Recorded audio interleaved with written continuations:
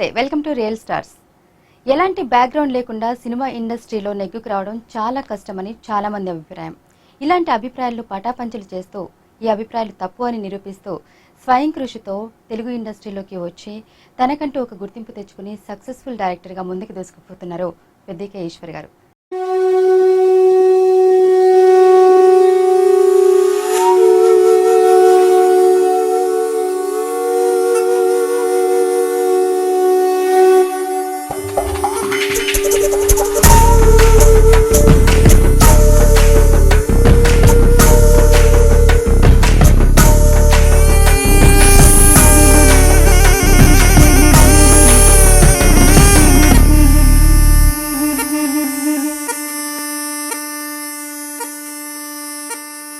పెద్దిక ఈశ్వర్ గారు ప్రస్తుతం మనతో పాటు స్టూడియోలో ఉన్నారు. ఆయనతో చిట్చాట్ చేద్దాం.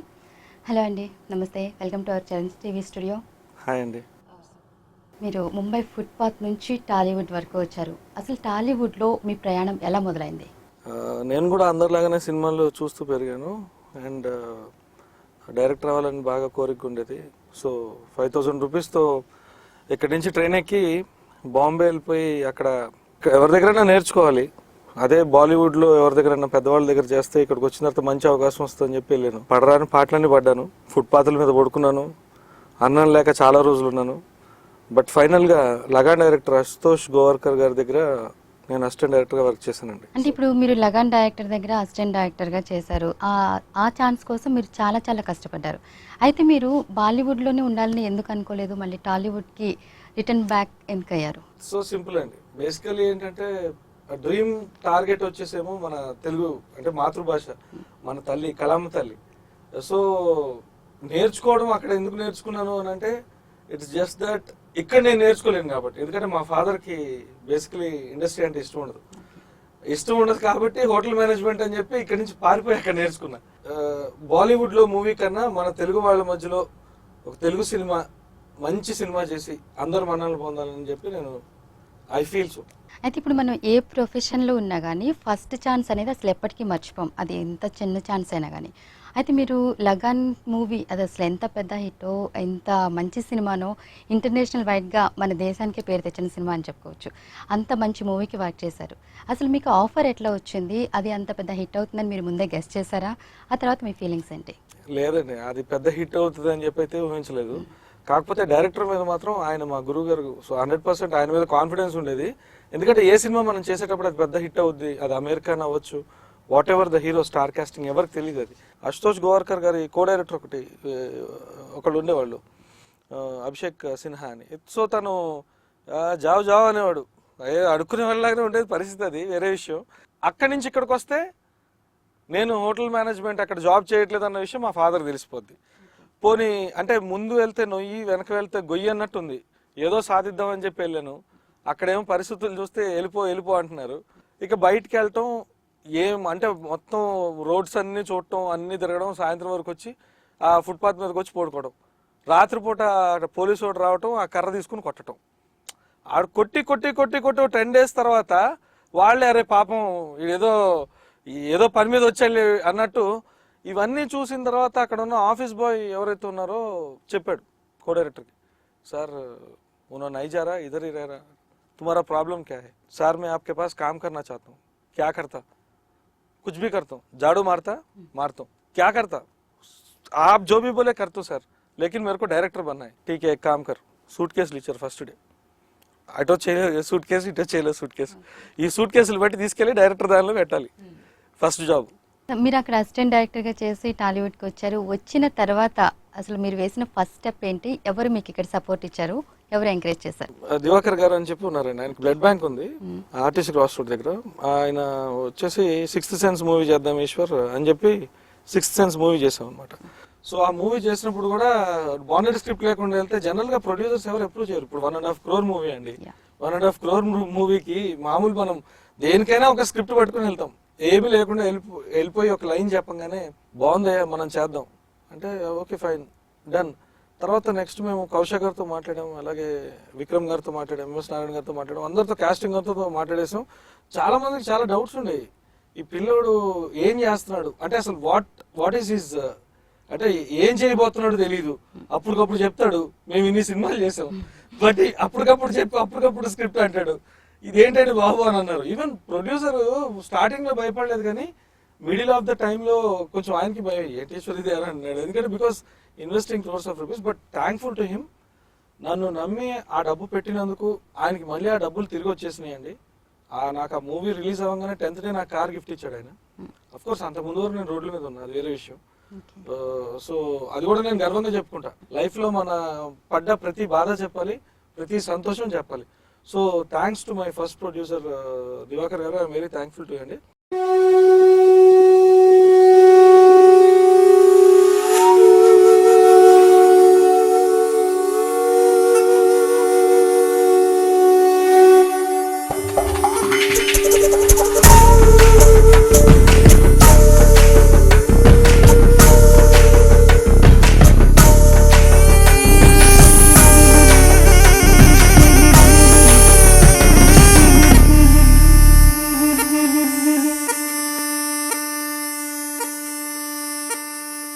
అయితే ఇప్పుడు మీరు చెప్పారు అంటే అప్పటికప్పుడు స్పాంటేనియస్గా స్క్రిప్టింగ్ అని చెప్పి, కానీ ఏదైనా ఒక స్క్రిప్ట్ ముందే అనుకుని రేపటి ప్లానింగ్స్ ఈరోజు చేసుకుంటూ ఉంటారు, ఎవ్రీబడి డూయింగ్ లైక్ దిస్. అయితే మీరు అప్పటికప్పుడు స్క్రిప్ట్ అంటే కాస్ట్యూమ్స్ వైజ్ కానీ లొకేషన్ ఇవన్నీ ప్రాబ్లం కాదంటారా? ఎప్పుడు మీరు ఆ విషయంలో ప్రాబ్లం ఫేస్ చేయలేదా? అంటే బేసిక్గా ఇది క్లారిటీ ఉన్నప్పుడు ప్రాబ్లం. అంటే వెన్ వీ హ్యావ్ క్లారిటీ, అంటే మనం తీసే ఒక సీన్ అవ్వచ్చు, లేకపోతే మనం ఒక షార్ట్ డివిజన్ చేసుకున్నప్పుడు బ్రెయిన్లో, అంటే మనం తీసేది ఎప్పుడైతే మనకి క్లారిటీ ఉంటుందంటే అప్పుడు ఆ ప్రాబ్లమ్స్ అరైజ్ అవ్వవు. నాకు క్లారిటీ లేకపోతే ప్రాబ్లం. అయితే ఇంతకుముందు మీవి 3 మూవీస్ రిలీజ్ అయ్యాయి, వీటిలో మీకు బాగా సాటిస్ఫాక్షన్ ఇచ్చిన మూవీ ఏది? 100% సిక్స్త్ సెన్స్, ఫస్ట్ మూవీ కదండి. ఓకే. అండ్ మీరు పెట్టే మూవీ టైటిల్స్ కూడా కొంచెం డిఫరెంట్గా ఉంటాయి. ఏదో ఒక రోజు ప్రేమలో పడతాడు, సిక్స్త్ సెన్స్, అట్లాగే కొంచెం ఇష్టం కానీ కష్టం, ఈ టైప్ డిఫరెంట్గా ఉంటాయి. అంటే అసలు ఈ థాట్స్ అవి మీ ప్లానింగ్ అనేదంతా? డెఫినెట్గా నా ప్లానింగ్ అది. అంటే నేను యాక్చువల్గా రియలిస్టిక్ క్యారెక్టర్స్ని ఎంచుకుంటూ ఉంటాను. ఎందుకంటే నేను సొసైటీలో లైక్ మనకు పొజిషన్ వచ్చింది కదా అని చెప్పి కార్లో తిరుగుతూ కూర్చోను. బయట ఉన్న సిచ్యుయేషన్స్, ఫ్రెండ్స్ని ఎక్కువ కలుస్తుంటా. సో ఏ రోజుకైనా ప్రేమలో పడతారనేది ఒరిజినల్ స్టోరీ, అది రియల్ లవ్ స్టోరీ. నువ్వంటే ఇష్టం కానీ కష్టం అనేది కూడా ఒరిజినల్ స్టోరీ. ఏంటంటే అండి, టైటిల్స్ అవ్వచ్చు, స్టోరీస్ అవ్వచ్చు, అసలు సినిమా అనేది కల్పితం కాదండి. సినిమా అనేది బేసికల్ గా వచ్చేసి it's an original incidents, what happens. మన రియల్ ఇన్సిడెంట్స్ ఉంటాయి కదా, ఆ రియల్ ఇన్సిడెంట్స్ ని పిక్ చేసుకొని తీసేదే మూవీ. బికాస్ ఆ రియలిస్టిక్ క్యారెక్టర్స్ లేకుండా నో డైరెక్టర్ కెన్ క్రియేట్ ఒక ఎపిసోడ్ ని క్రియేట్ చేయలేదు. సో ఇప్పుడు ఒకేసారి మీరు 4 మూవీస్ రిలీజ్కి రెడీగా పెట్టారు, 4 మూవీస్ ఆడియో రిలీజ్ కూడా ఒకే రోజు పెట్టుకున్నారు. దీనికి సపరేట్ రీజన్స్ ఏమైనా ఉన్నాయా పర్టికులర్గా? అంతే కదండి, ఉన్నాయి రీజన్స్. ఆ రీజన్స్ ఏంటి మాకు కావాలి?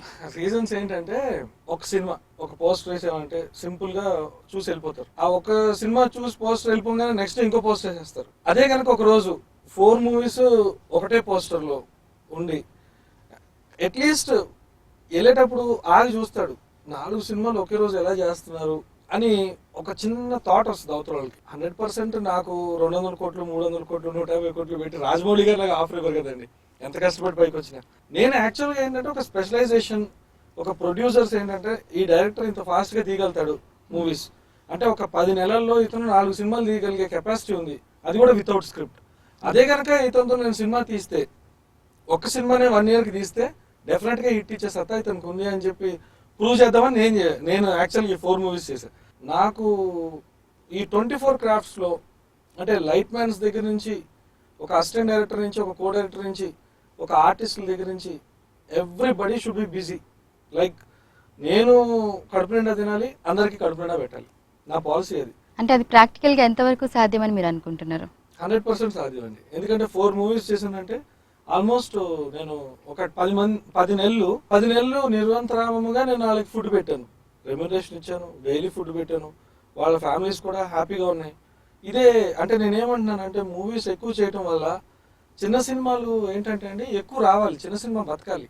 ఎందుకంటే పెద్ద సినిమా, ఒక శ్రీమంతుడు, ఒక బాహుబలి, ఈ 2 సినిమాలు ఒక ఎపిక్, అంటే కొన్ని కోట్లు సంపాదించేసినాయి సినిమాలు. అది అసలు మనకు పెద్ద గొప్ప సినిమాలు.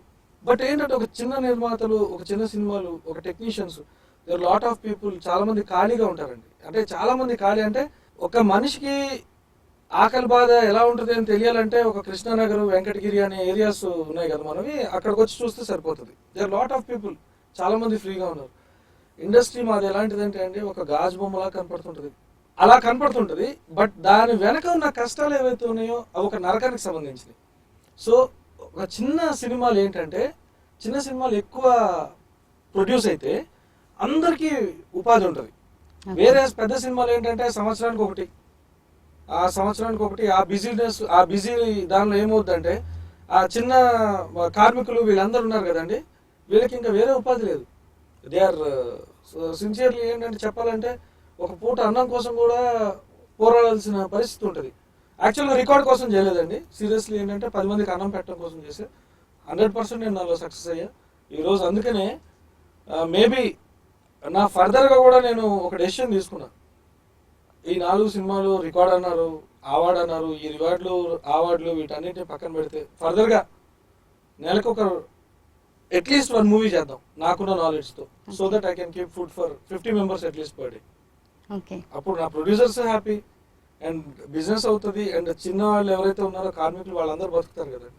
అంటే ఇట్లా మీరు ఆలోచిస్తున్నారు, సినిమా ఇండస్ట్రీలో ఇంకా పెద్ద పెద్ద దర్శకులు, నిర్మాతలు చాలా మందే ఉన్నారు. అంటే వాళ్ళందరూ ఇలాంటి చిన్న చిన్న ఆర్టిస్టుల గురించి, లైట్మెన్ గురించి, ఇలాంటి వాళ్ళ గురించి ఎంతవరకు ఆలోచిస్తున్నారు అనుకుంటారా? అందరూ కలిసి ఒక ఆలోచన ఇలా చేస్తే ఉన్న పరిస్థితుల్లో మార్పు రాదంటారా? ఇప్పుడు ఈ 5 ఏళ్ళు ఎలాగో మా ఇండస్ట్రీలో ఉన్న డైరెక్టర్స్, ప్రొడ్యూసర్స్ వాళ్ళు కూడా అంతే.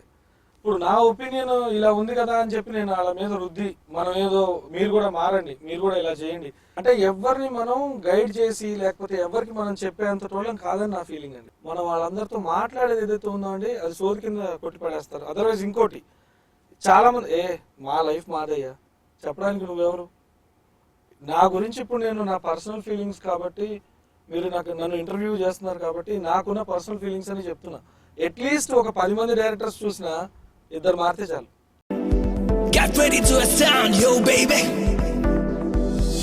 Just run confusion, baby, baby, baby.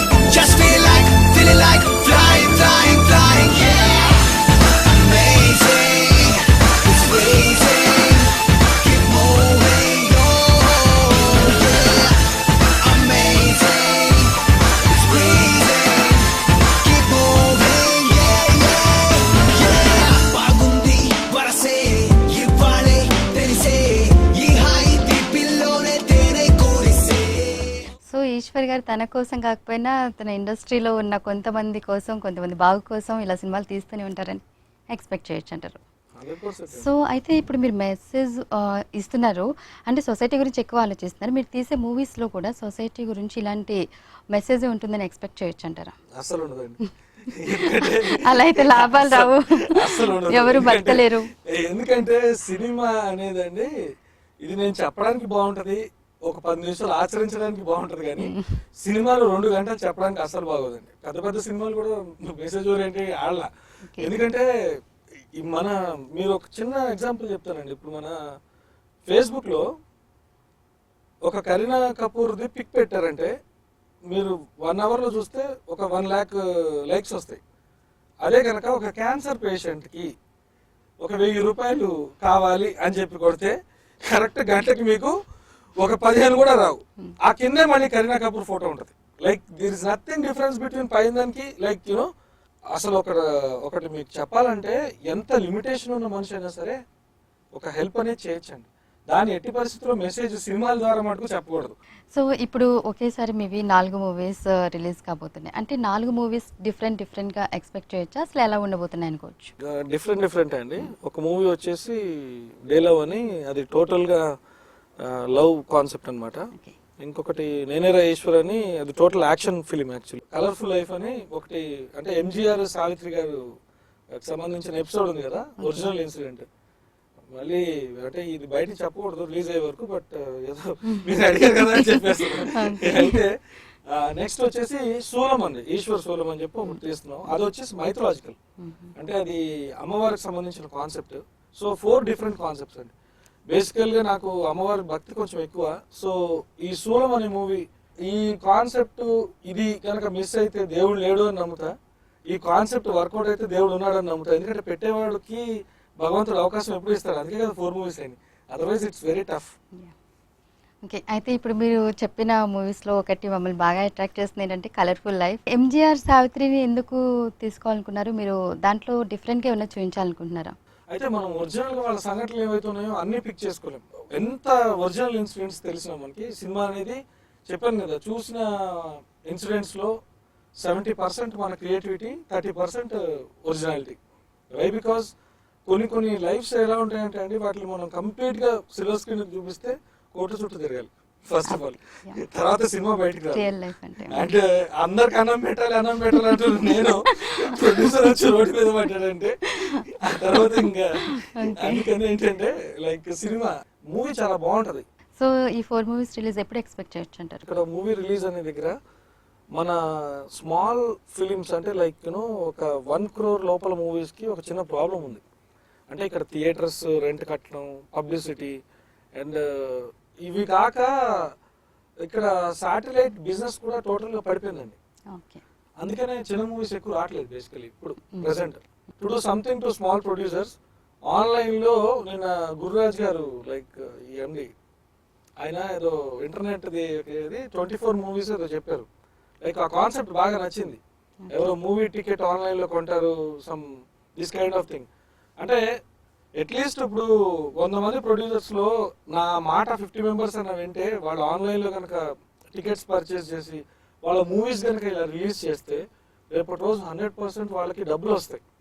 Theatres rent కట్టి మేము థియేటర్స్ లో ఏది మన మూవీని రిలీజ్ చేసుకోవడానికి ఎదురు డబ్బులు ఇచ్చి పబ్లిసిటీ చేసుకుని చూస్తూ కూర్చోవాలి. అంటే ఈ సినిమా ఆడదా ఆడదా, ఈ సినిమా ఎప్పుడు తీసేస్తారో తెలియదు. అప్పుడు మళ్ళీ వాళ్ళు మాకు ఒక టెన్యూర్ పెడతారు, టైం టెన్యూర్. అంటే ఇన్ని రోజులు ఒక 1 వీక్, ఆ 1 వీక్ లో కనుక ఇంకొకటి ఏదైనా మూవీ ఆ డిస్ట్రిబ్యూటర్ కి సంబంధించిన పెద్ద డిస్ట్రిబ్యూటర్స్ ఉన్నారు కదండి, పెద్ద వాళ్ళు ఉన్నారు ఇక్కడ, అన్ని పెద్ద షాపులే. వాళ్ళు అనుకుంటే ఆ మూవీ టక్కని తీసేసి నెక్స్ట్ వాళ్ళ మూవీ వేసేస్తారు. ఇక్కడ చాలా తెలివిగా బిజినెస్ చేయాలి ఆ మూవీస్ ని. పర్టికులర్ గా నాలాంటి వాడు 10 మంది గురించి ఆలోచించేవాడు రాంగ్ స్టెప్ వేయకుండా వీటి బిజినెస్ చేస్తే నేను 10 మందికి అన్నం పెట్టగలుగుతాను. లేకపోతే నేను రోడ్డు మీద పడతా మళ్ళీ, అప్పుడు ఏం చేయలేకుండా కూర్చోవాలి. సో అందుకని ఐఎమ్ థింకింగ్ అండి for good business and everything. So release date I will announce very soon. ఇప్పుడు మనం ఈ ఇంటర్వ్యూస్ ఇప్పుడు అన్ని ఛానల్స్ వాళ్ళు ఇంటర్వ్యూ తీసుకుంటున్నారు. తీసుకున్న తర్వాత ఇక్కడ యాక్చువల్గా ఏంటంటే మీడియాలో ఒకే రోజు హీరో చేస్తారు, ఒకే రోజు జీరో చేస్తారు. ఇక్కడ హీరో చేస్తే మీడియా అండి, ఇట్స్ ఎలక్ట్రానిక్ మీడియా. ఏదో హీరో చేస్తారేమో డబ్బు ఆయన చేసి ఎక్కడికో తీసుకెళ్తారు. సో చూద్దాం, అంటే ఐ డోంట్ నో. అయితే ఇప్పటివరకు మనం మీ ప్రొఫెషనల్ లైఫ్ గురించి మాట్లాడుకున్నాం. మీరు టాలీవుడ్లోకి ఎట్లా ఎంటర్ అయ్యారు, ఎంటర్ అయిన తర్వాత ఏం జరిగింది అనేది. అయితే ఇప్పుడు మీ పర్సనల్ లైఫ్ విషయానికి వద్దాం. అసలు మీ చైల్డ్హుడ్ ఎలా గడిచింది, అలాగే మీ స్టడీస్, వీటి గురించి మాతో షేర్ చేసుకోండి. చైల్డ్హుడ్ అంటే మొద్దునండి బేసికల్, అంటే క్లవర్ కాదు, మొద్దుని. అంటే మొద్దు ఇన్ ద సెన్స్ 50% యావరేజ్ లో వస్తాయి కదా, అటువంటి కదనమాట. అయితే స్కూల్లో ఎప్పుడు బయట నుంచో పెట్టేవాళ్ళు, బయట అంటే బయట నుంచో పెట్టేవాళ్ళు. నేను ఇలా చిన్న మొహం వేసుకుని నుంచుంటూ ఉండేవాడిని. అది చాలా ఇన్నోసెంట్ ఫేస్ లాగా ఉండేది. అంటే సైడ్ కి క్రాఫ్, కోకోనట్ ఆయిల్ కదా, చూసి పోన్లే అని చెప్పి తీసుకెళ్లి హోంవర్క్ చేసేవాడిని కాదు. అంటే చాలా మొద్దుని basically. And at the same time ఏంటంటే అండి లైక్ ఏ రోజు అంటే నాకు 2 సిస్టర్స్ ఉన్నారు. అయితే మా ఇద్దరు ఏ కంప్లైంట్ వచ్చినా మా సిస్టర్ని పిలిచి చెప్తా ఉండేవాళ్ళు, your brother did like this, your brother did like this అని. మా అక్క వాళ్ళు ఏం చేసేవాళ్ళు, నన్ను 2 కొట్టి బయటికి తీసుకెళ్లేవాళ్ళు. ఆ తర్వాత ఏంటంటే ఇంటికి వెళ్ళేటప్పుడు ముగ్గురు నడుచుకుంటూ వెళ్తుంటే నాకు ఏదైనా కనపడితే ఆగిపోయేవాడిని, చాలా లావు ఉండేవాడిని. అంటే ఏదైనా కనపడింది అనుకోండి, అది కనపడగానే నాకు ఇప్పించాలి, లేకపోతే ఇలా ఆగిపోయి అక్కడ కూర్చునేవాడిని రోడ్డు మీద. అంటే చాలా అంటే ఫన్నీ ఇన్సిడెంట్స్ ఉన్నాయి. గుడ్ అండి, like childhood was good. And అట్లనే స్టడీస్, మీ స్టడీస్ గురించి చెప్పండి. మీ ఫాదర్ ఎంకరేజ్ చేయలేదని చెప్పారు మూవీ ఇండస్ట్రీ అంటే, మరి ఆయన ఎలా కన్విన్స్ చేయగలిగారు? ఫాదర్ ఎంకరేజ్మెంట్ అనే దానికన్నా కూడా అండి ఒక మదర్ సపోర్ట్ అని చెప్పొచ్చు. అమ్మ బాగా ఎంకరేజ్ చేసేది. తల్లి అంటే తల్లి అండి, తల్లికి మించిన దైవం లేదు. తల్లి సూపర్, ఎన్ని జన్మలు ఎత్తినా తల్లి రుణం తీర్చుకోలేము. ఓకే బిడ్డ పుట్టాలని నేను మనస్ఫూర్తిగా కోరుకుంటున్నాను. అయితే ఈశ్వర్ గారు ఫైనల్గా చెప్పండి మీ ఫ్యూచర్ ప్లానింగ్స్ ఏంటి అండ్ మీరు ఏంటంటే మీ గురించి మాత్రమే కాకుండా మీ సరౌండింగ్స్ గురించి మీ చుట్టూ ఉన్న వాళ్ళు బాగుండాలని 10 మందికి కడుపు నింపాలి, వాళ్ళందరికీ అన్నం పెట్టాలి, వాళ్ళందరూ హ్యాపీగా ఉండాలని కోరుకుంటున్నారు. అంటే ఫ్యూచర్లో మీ నుంచి ఒక పొలిటీషియన్ని కూడా ఎక్స్పెక్ట్ చేయొచ్చా? పాలిటిక్స్ అంటే నాకు Okay. చిరాకండి బేసికల్గా. ఓకే. మనము సోషల్ సర్వీస్ చేయాలి, ఒకళ్ళకి అన్నం పెట్టాలంటే పాలిటీషియన్ అవసరం లేదు, డైరెక్టర్ అవసరం లేదు, or any cadre of department అవసరం లేదు. ఒక మనిషిగా ఉంటే చాలండి. ఒక మనం మనిషి మనసు ఈ రెండు ఉంటే ఇంత అన్నం అండి 20 రూపాయలు 10 రూపాయలు తీసుకెళ్ళి పెట్టలేమా? దానికి పొలిటీషియన్ అవ్వాలా, డైరెక్టర్ అవ్వాలా, యాక్టర్ అవ్వాలా? కోటేశ్వరుడు కూడా అవసరం లేదండి seriously speaking. First I think ఇప్పుడు నెక్స్ట్ అన్ని ఛానల్స్కి చెప్తాను ఈ మాట, ఇప్పుడు మీకు ఫస్ట్ చెప్తున్నా 50% ఆ ఆర్ఫనేజ్కి ఇచ్చేద్దామని చెప్పి నేను డిసైడ్ అయ్యాను.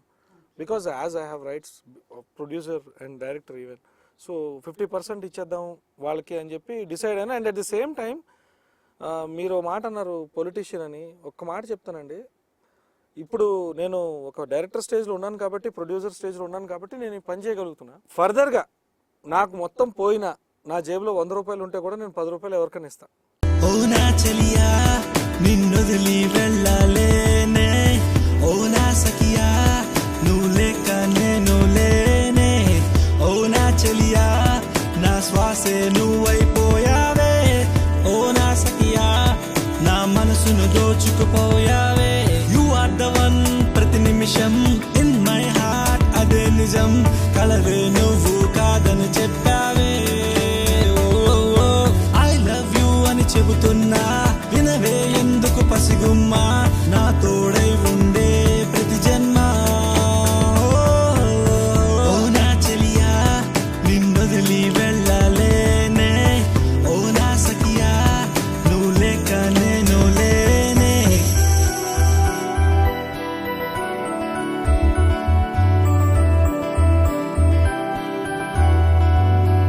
ఓకే అండి. ఫైనల్లీ మీరు మా చరణ్ టీవీ ప్రేక్షకులతో ఏమైనా పంచుకోవాలనుకుంటున్నారా? స్పెషల్లీ ఏదైనా మెసేజ్ కానీ ఏమైనా ఇవ్వాలనుకుంటున్నారా? చెప్పండి.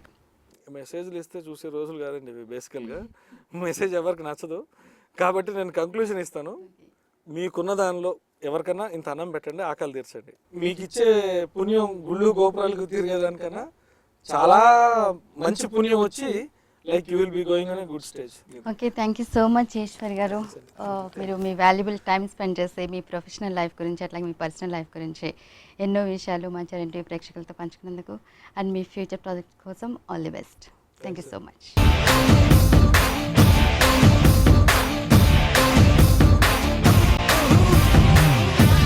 Real Stars